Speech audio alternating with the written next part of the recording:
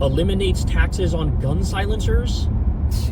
What? Just cartoonish shit. Ends Planned Parenthood funding. $46.5 billion for the border wall. $25 billion for Trump's Golden Dome. Expands drilling, logging, mining on public lands. The estate tax exemption rises to $15 million. So, I mean, I really don't think people understand how this bill is going to break the country. The other thing is, and we talked about this on my show, is I think there's a provision in this where all the cuts hit in 2028. Don't quote me on that.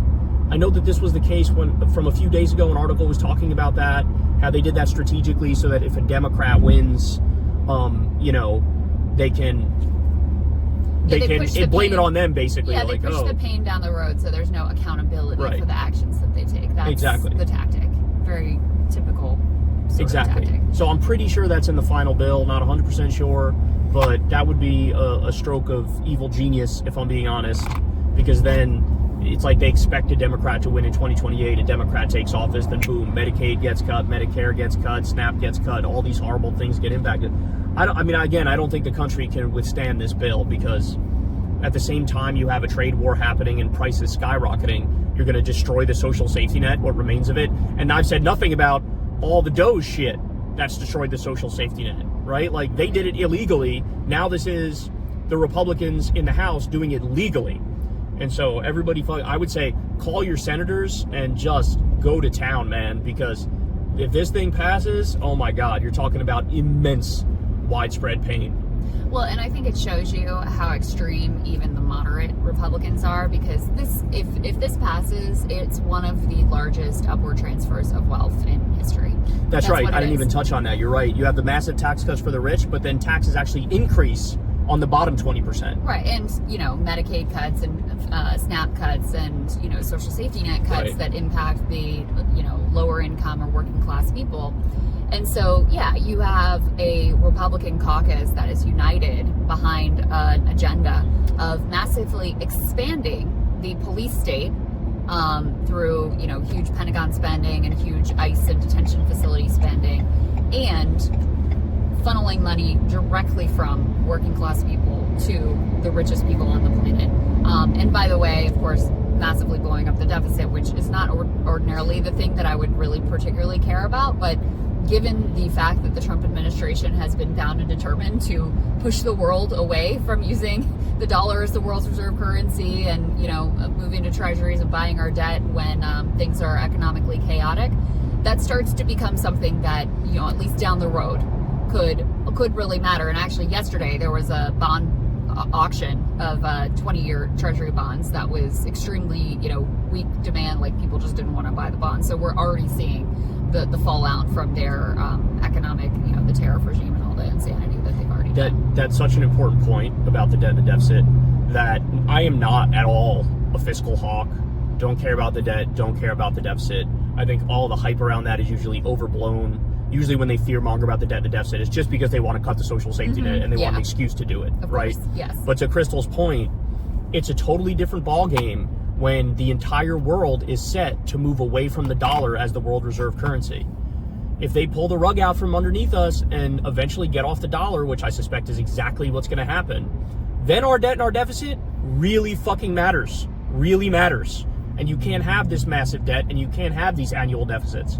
So that's a horror show. The other thing is, and I talked about this on my show, 742 rural hospitals are likely to shut down if this gets through the Senate. 742.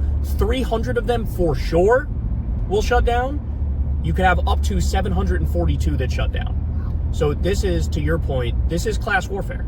It is a class war bill. And again, I don't think in a moment like right now, I really don't think this country can withstand it. You have $1.1 trillion they want the Pentagon budget to be, a 13% increase.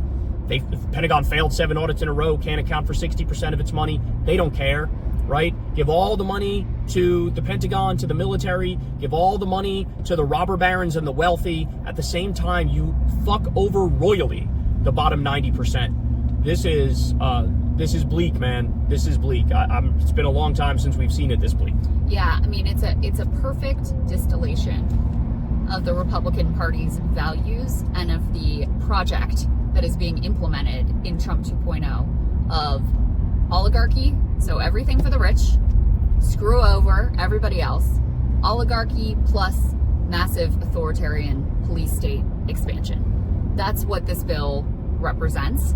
And then you throw in there a few like, oh, maybe we'll do no tax on tips, maybe we'll do these baby bond things, so you can have the window dressing of pretending like this has anything to do with benefiting the working class while you're robbing them blind. By the way, the no tax on tips thing, it's a scam, because what they want to do, and I know it passed 100-0 in the Senate the other day, yeah. But ultimately what the point is, redefine certain income for the wealthy as tips, so they have to pay no taxes on that. There was an article about this when the idea was first floated, and this was part of Trump's original plan, where you can reclassify bonuses that bankers get on Wall Street and say that's actually a tip, so now they don't have to pay any taxes on that. That's the idea. They're using it. It sounds populist. It sounds like you're helping regular people, but they're going to use it as a Trojan horse to help the rich again and screw regular people. When the Democrats, because I know Kamala said the same, after Trump said it, Kamala said the same thing. Kamala's plan was no tax on tips, but it was specifically for like service workers and specifically for low income workers. So for the Republicans, they're not talking about that. What passed in the Senate had those type of restrictions in it. But when you compare, even, and by the way, I'm not sure if this is even going to make it through the reconciliation package, so there's still a big question mark there. But true. Even if you grant them like the best possible version of this, it is peanuts compared to the multi-trillion-dollar giveaway that is going to the wealthy, and just serves, like I said, as this sort of like virtue signaling so they can keep up their fake branding as a populist party. Yeah, and if you include the tariffs in any analysis, which you should, because it's effectively a tax, it's like they raise taxes on the bottom 90% and they cut it for the rich. Yeah, the largest tax hike, the tariffs represent like the largest tax hike in history for working class people, so that's cool. Yep, so not good, y'all, not good.